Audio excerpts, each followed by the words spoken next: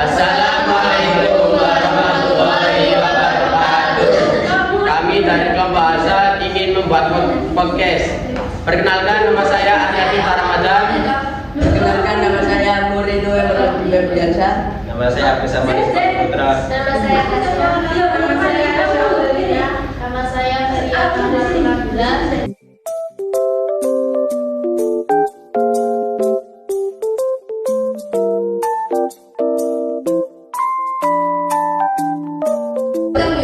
Sebelumnya, apakah kalian tahu yang dimaksud tentang hasad?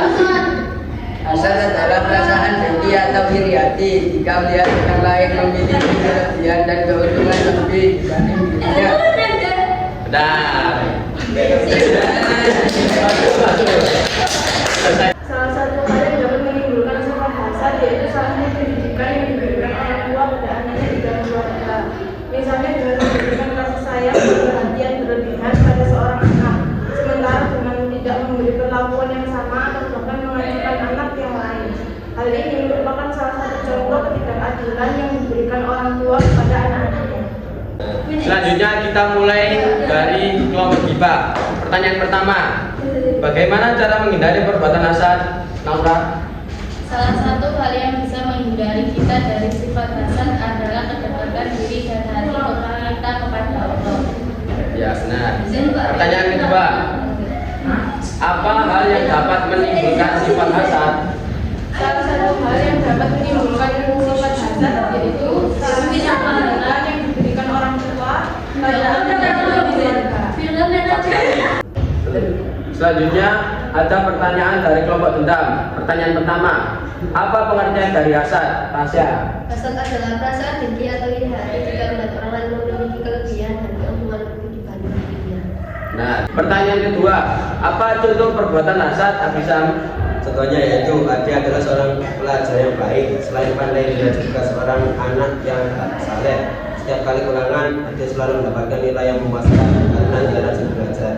Hal ini membuat orang tua dan para guru sangat bangga kepadanya. Namun ternyata kepandaian dan kebanggaan para guru pada Adi telah membuat seorang temannya yaitu benar iri hati. Kemudian untuk memuaskan rasa kurang sukanya, Bondan menyebar fitnah bahwa nilai bagus yang selalu Adi dapat adalah hasil dari menyontek.